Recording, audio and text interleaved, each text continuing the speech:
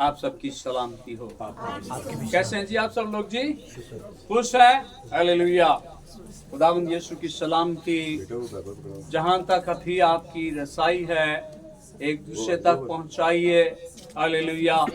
हम उसकी सलामती के मोहताज हैं। हमें उसकी बख्शी हुई सलामती की हमेशा जरूरत रहती है। हालेलुया। शुक्रगुजार हूं मैं खुदा कदूस का कि उसने आज सुबह हमारे लिए फिर मुमकिन किया और हम उसकी पाक हजूरी में आकर बरकत को ले सकें। सो आइए खुदा के कलाम को देखेंगे मेरे साथ। यूहन्ना की अंजील एक खुदावंद यीशु मसीह के मौजज़ात में से ये पहला मौजज़ा है जो खुदावंद यीशु ने कानाए गलील में किया। उस मौका पर हमारे लिए यूहन्ना की इंजील दूसरा बाब इस वाक्य के अंदर हमारे लिए क्या सबक है वो देखेंगे। फिर हम आहिस्ता आहिस्ता खुदा के कलाम की हिदायत में आगे बढ़ेंगे। ये बेटा सबक दे दो, मामा को दे दो। हालेलुया। यूहन्ना की अंजील उसका दूसरा बाब आयत नंबर 1 से मैं आपके सामने पढ़ूंगा। ध्यान से सुनिए। कलामे खुदा के अंदर लिखा है, फिर तीसरे दिन कानाई गलील में एक शादी हुई और यीशु की मां वहां थी और यीशु और उसके शागिर्दों की भी उस शादी में दावत थी। और जब मैं हो चुकी तो यीशु की मां ने उससे कहा, इनके पास मैं नहीं रही। कानाई गलील के अंदर एक शादी है। मुकद्दसा मरियम वहां पर है, खुदावंद यीशु वहां पर है, खुदावंद यीशु मसीह के शागिर्द वहां पर हैं और यहूदी दावत के अंदर मैं का एक बड़ा खास किरदार है जिसे मेहमानों की तवाज़ो की जाती है। और ऐसा हुआ है कि मैं खत्म हो गई। अब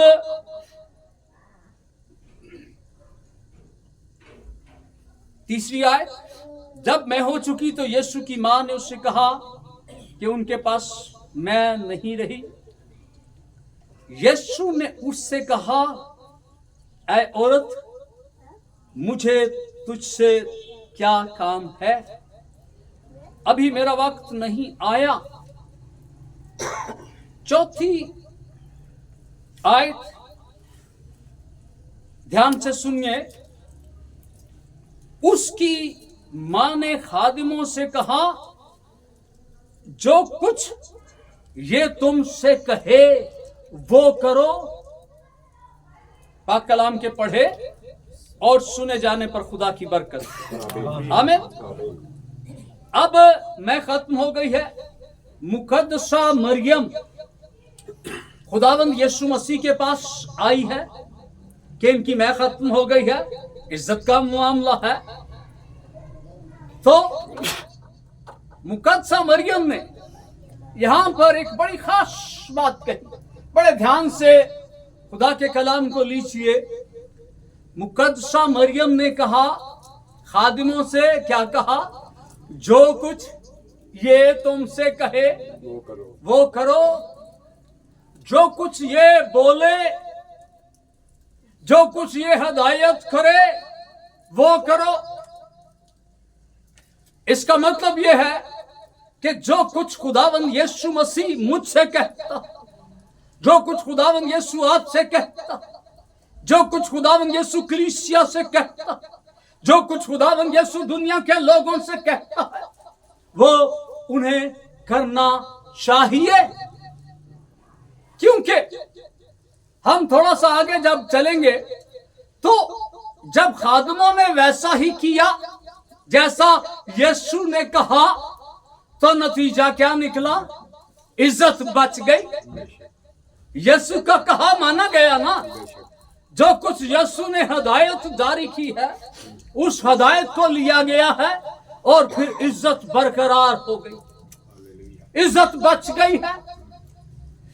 पानी मैं में तब्दील हो गया है और मैं भी ऐसी नायाब है, ऐसी अनमोल मैं बनी है। इससे पहले उन्होंने ऐसी मैं पी नहीं है, क्योंकि पहले वो दुनिया के हाथों की बनाई हुई मैं पीतल से, आज ये मैं यीशु के हाथ से बनी, यीशु के हाथ से भी नहीं बनी है बल्कि यीशु के कहे से बन गई है। यीशु ने आगे चलकर नहीं लिखा कि यीशु ने उस पानी को हुक्म दिया हो कि मैं बन जा, नहीं, सिर्फ क्या कहा, हाँ, अब इसका मतलब है हालेलुया कि जब उस पानी ने सुना कि यीशु इन खादमों से कहता है मटके भर दो, तो पानी जो है वो इतना ताबेदार है कि वो पानी जो है वो मैं में तब्दील हो गया। जैसा ये तुमसे कहे, मुकद्दसा मरियम आला रुतबा रखने वाली दुनिया के अंदर इकलौती औरत जिससे यीशु मुजस्सम हुआ, वो आकर यीशु से कहती कि कुछ कर, इनकी मैं खत्म हो गई, और फिर खादमों को कहती है। इसका मतलब क्या निकलता कि मुकद्दसा मरियम के पास अपनी अथॉरिटी नहीं है, वो पानी को मैं नहीं बना सकती है। अगर वो पानी को मैं नहीं बना सकती तो फिर वो आपकी दुआ को भी उठाकर आसमान पर नहीं ले जा सकती। वो एक नुमाइंदा है।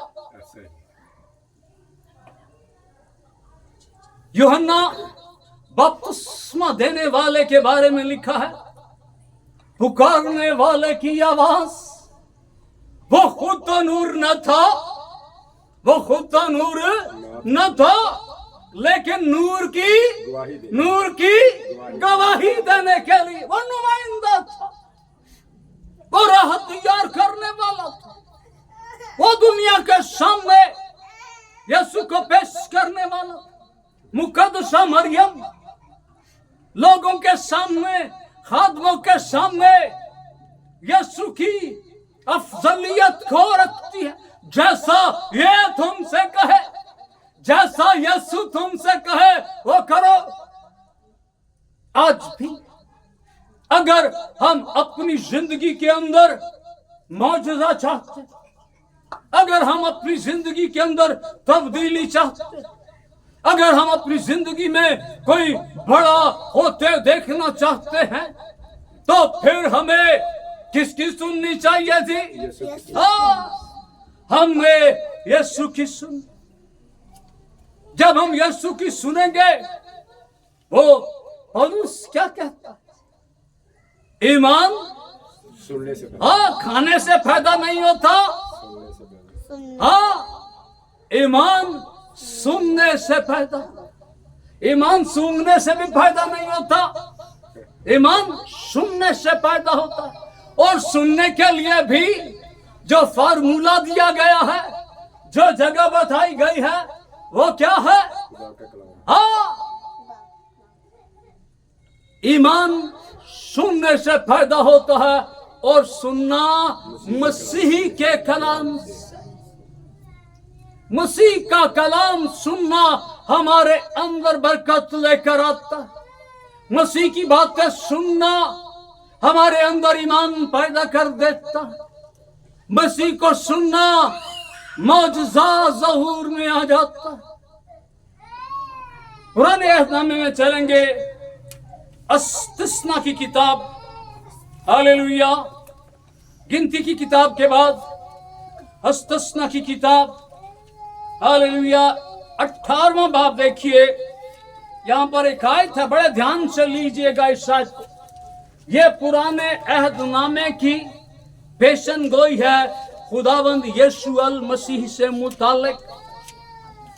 खुदा के कलाम के अंदर 18वां बाब आयत नंबर 15 देखिए। खुदा ने मूसा से कलाम किया है और मूसा बनी इस्राइल को बताता। 15वीं आयत, खुदावंद तेरा खुदा तेरे लिए तेरे ही दरमियान से यानी तेरे भाइयों में से मेरी मानंद एक नबी बर्पा करेगा,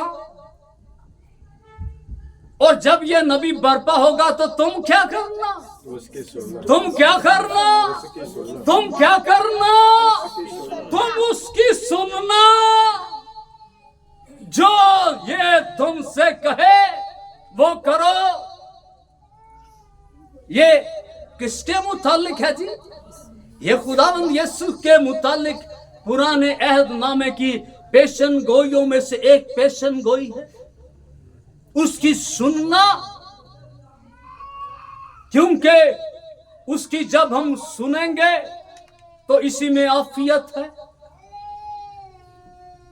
बनी इस्राइल ने बदकिस्मती से खुदावंद यीशु मसीह जब उनके दरमियान आया, खुदा मुजस्सम हुआ, खुदा ने इंसानी बदन का जामा पहना, बनी इस्राइल ने खुदावंद यीशु की नहीं सुनी, लेकिन जितनों ने सुनी उनका फायदा हुआ। हालेलुया। उसकी सुनना। मत्ती की अंजील मेरे साथ देखिए, चंद हवाला जात है, मैं चाहता हूं हम उनको देख लें। मत्ती की अंजील 17वां बाब देखिए।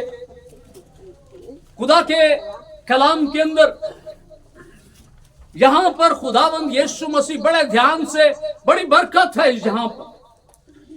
खुदावंद यीशु अपने तीन शागिर्दों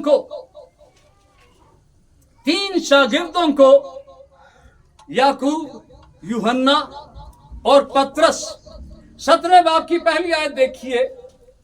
फिर थोड़ा सा, क्योंकि बड़ा खूबसूरत है इसमें। हालेलुया।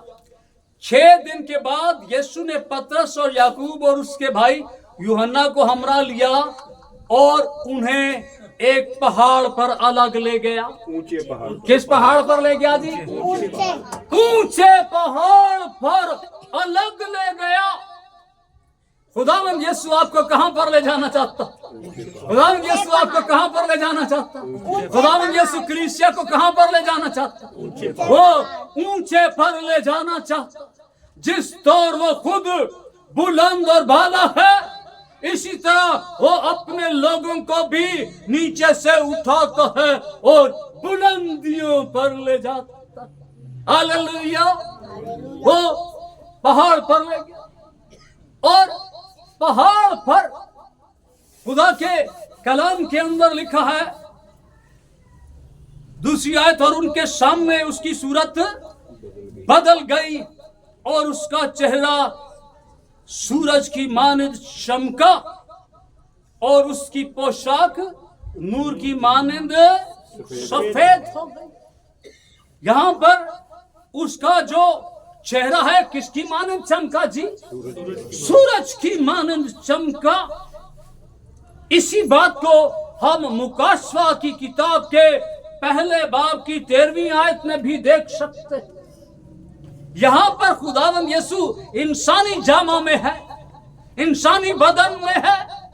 खुदावंद यीशु अभी अपने जलाल को नहीं पहुंचा है, लेकिन शागिर्दों को जिनको वो अलग कर लेता है, उनको वो अपना जलाल भी दिखाता है। अलग किया और जलाल दिखाया सूरज की मानद। और मुकाशवा की किताब के पहले बाब में भी ये मौजूद कि उसका चेहरा, जब यूहन्ना ये सारा मुकाशफाती अमल देख रहा था तो उसने एक आदम जाद को देखा जिसका चेहरा जो है आफताब की माने। और जब यहां पर यीशु अभी जमीनी जिंदगी में है, लेकिन जब यूहन्ना को मुकाशफात खोले गए उसके सामने, तो उस वक्त यीशु कहां पर था जी? यीशु अपने जलाल में पहुंच गया था। वो मुर्दों में से जिंदा होकर आसमान पर चला गया। Hallelujah, thank you Lord Jesus Christ. यीशु की सूरत बदल गई है। और पतरस क्या कहता है? वहां पर यीशु के साथ वो देखता है एलिया को और मूसा, और कहता है ये जगह बड़ी अच्छी है, तो क्या मैं यहां 3 खैमे ना लगाऊं? एक तेरे लिए, एक मूसा के लिए, एक एलिया के लिए। मैं 3 खैमे लगा। अभी वो ये बात कर ही रहा था कि मंजर बदल गया, और फिर यीशु वहां पर अकेला नजर आता।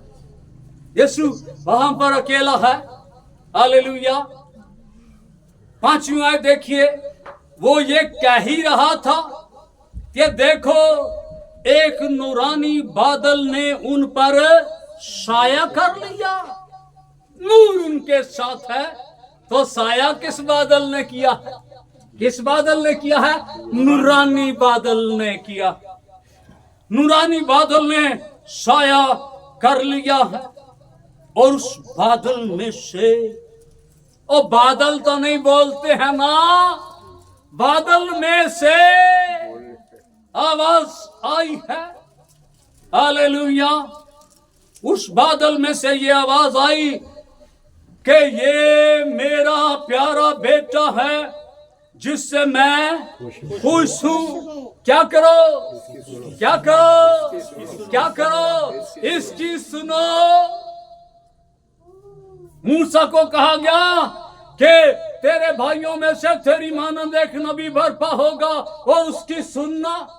मुकद्दसा मरियम क्या कहती है कि जो कुछ ये तुमसे कहे वो करो, सुनो। आसमान से आवाज आई है, ये मेरा प्यारा बेटा है, इसकी सुनो। Hallelujah, thank you Lord Jesus Christ. एक वाक्या बाइबल से ही देखेंगे, बाहर से बात नहीं कर रहे। यूहन्ना की इंजील देखिए, थोड़ा सा आगे चलेंगे। हालेलुया, खुदा के कलाम में बरकत ही बरकत। यूहन्ना की इंजील और उसका 7वां बाब, आयत नंबर 32 देखें। बड़े ध्यान से खुदा के कलाम को लीजिए। यहां पर फरीसी फकीर, खुदा के कलाम के अंदर लिखा है, यीशु ने कहा वो अपने घर में आया और अपने लोगों ने उसे नहीं पहचाना। हालेलुया। खुदावंद यीशु मुर्दे जिंदा करता है जो उसकी सुनते हैं। खुदावंद यीशु भूखों को खाना खिलाता। खुदावंद यीशु अंधों को शिफा देता। यीशु कोड़ी चंगे करता। लंगड़े हरनियों की तरह चौकड़ियां भरते। भूखे रजा दिए जाते।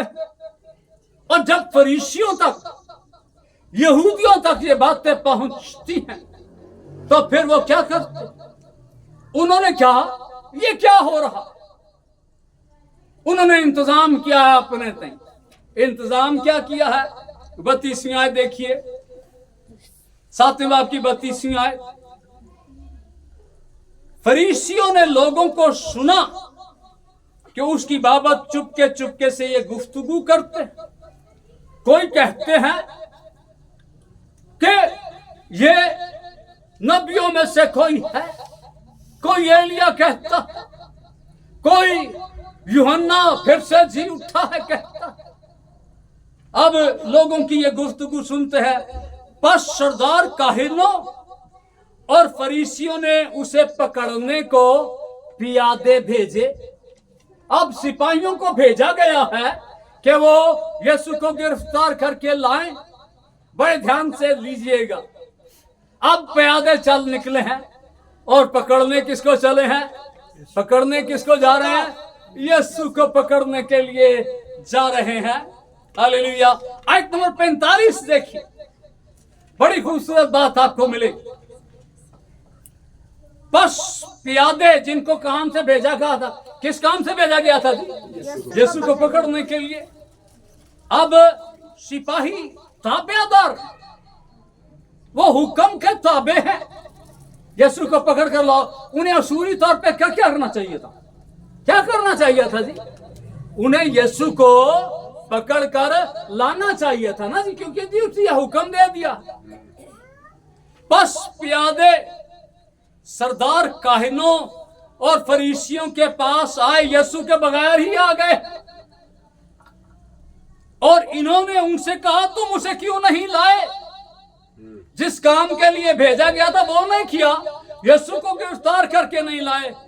प्यादों ने जवाब दिया, प्यादों ने जवाब दिया कि इंसान ने कभी ऐसा कलाम नहीं किया।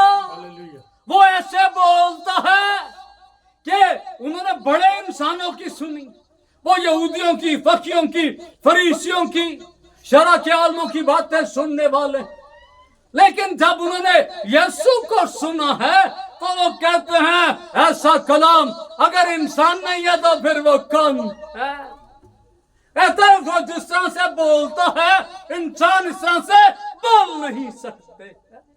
इंसान, हमारी जुर्रत नहीं हुई, हमारी जान जाती रही, हम उस पर हाथ नहीं डाल सके क्योंकि वो इंसान की तरह नहीं बोलता। हालेलुया, वो ऐसा बोलता। उसके बोलने से क्या हो जाता? उसके बोलने से तूफान थम जाते हैं। हाँ, हालेलुया। समझ नहीं आती तूफान को मैं क्या करूं, तूफान की जान निकल जाती। हालेलुया।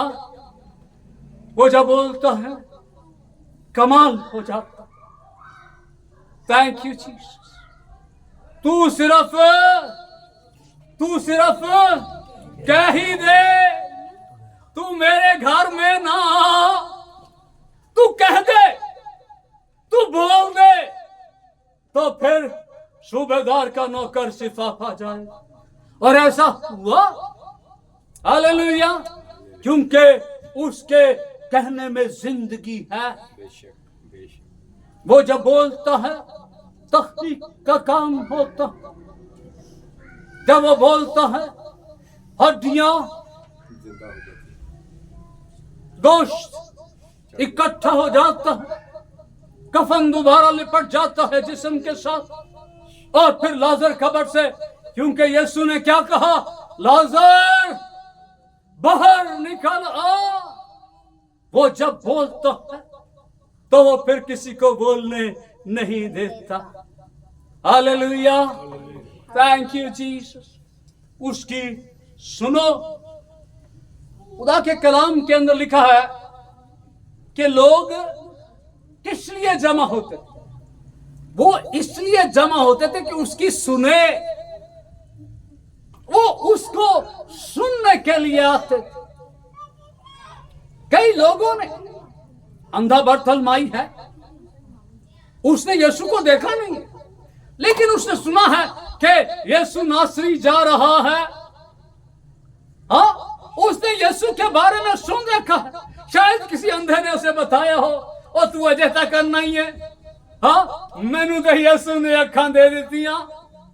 वो मौके की तलाश में आज वक्त आ गया है। उसने यीशु के बारे में सुन रखा। औरत बीमार है, धक्के खाती फिरती है, रोती है, खवार होती है, कहीं से शिफा नहीं मिलती है, लेकिन सुन रखा है कोई है कि जब बीमार उसके पास लाए जाते हैं तो वो शिफा दे देता है। फिर वो रास्ता बनाती हुई उसने सुना है। Thank you Lord Jesus Christ. तेरा शुक्र हो मेरे खुदा। आखिरी हवाला मत्ती की अंजील, उसका 7वां बाब मेरे साथ देखिए। बहुत खूबसूरत बातें हैं खुदा के कलाम की। Thank you, Lord Jesus Christ. खुदावंद यीशु मसीह यहां पर घर बनाने की बात नहीं कर रहा, जिंदगी बनाने की बात कर रही। Hallelujah, thank you Lord. मत्ती की इंजील 7वां बाब आयत नंबर 24 देखिए। खुदावंद यीशु ने कहा, बस जो कोई मेरी ये बातें सुनता और उन पर, ये बुनियादी बात है, सुनना काफी नहीं है, सुनकर उसको अमल में लाना ये बड़ी बात। कहते हैं कई लोग सुनते रहते हैं, सुनते रहते हैं, सुनते रहते हैं और सुन सुनकर क्या हो जाते हैं? सुन हो जाते ना। हमने सुनकर, खुदावंद यीशु ने फरमाया, खुदावंद यीशु ने कहा, जो मेरी बातें सुनता और उन पर अमल करता। जब हम उसकी बातें सुनते हैं, अमल करते हैं, तो क्या बन जाते हैं जी? क्या बन जाते हैं? हाँ जी बोलिए, क्या बन जाते हैं? अक्लमंद हो जाते हैं। उसकी बातें सुनने से अक्ल दानाई आ जाती। ईमान तो आता ही है, हाँ, तो अक्ल आ जाती, फैसले अच्छे करने लगते, समझ बूझ बढ़ जाती, हमारी दानाई में इजाफा। लिखा है, जो कोई मेरी बातें सुनता और उन पर अमल करता है, वो उस अक्लमंद आदमी की मानंद ठहरेगा जिसने चट्टान पर अपना घर बनाया।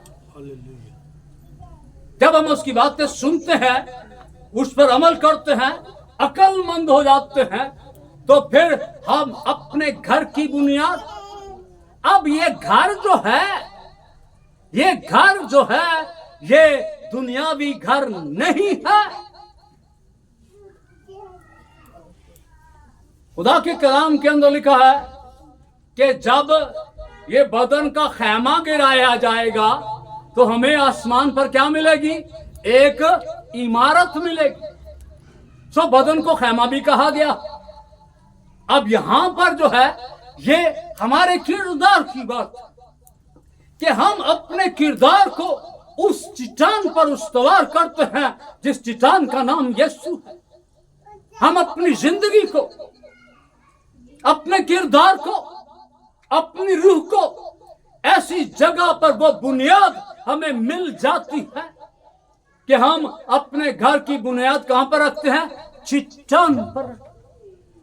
अब क्योंकि ये एक तमसील है, अब उसमें जब हम चट्टान पर रखेंगे तो लिखा है खुदा के कलाम में आगे कि और मींह बरसा और पानी चढ़ा और आंधियां चली और उस घर पर टकरें लगी, लेकिन वो ना गिरा क्योंकि उसकी बुनियाद चट्टान पर डाली गई।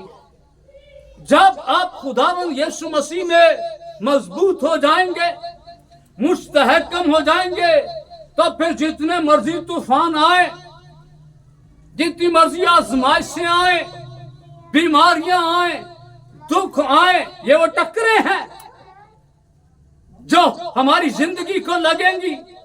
लेकिन आप किस जगह पर खड़े हैं? किस जगह पर खड़े हैं जी? कहां पर घर बनाया है? चट्टान पर घर बनाया। हालेलुया। जब हमारी जिंदगी खुदावंद यीशु मसीह के कलाम के ऐन मुताबिक उसको सुनकर जब हम अपनी जिंदगी की बुनियाद रखते हैं, अपने घराने की बुनियाद रखते हैं, अपनी रूह की बुनियाद रखते हैं, तो फिर जिन्नियां मर्जियां, हाँ जी, हवाएं चलती रहे और नतीजा क्या निकलता है कि वो घर कायम है। जो मेरी बातें सुनता और उन पर अमल करता।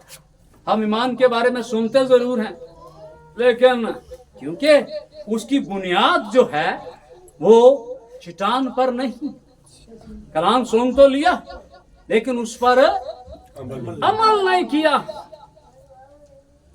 आगे चल के लिखा है कि जो मेरी बातें सुनता और उन पर अमल नहीं करता, उस घर की बुनियाद जो है वो रेत पर होती है, और रेत पर रखी हुई बुनियाद नहीं होती है, उसकी कोई हैसियत नहीं।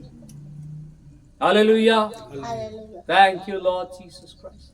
मुकद्दस मरियम ने कहा, जैसा ये तुमसे कहे।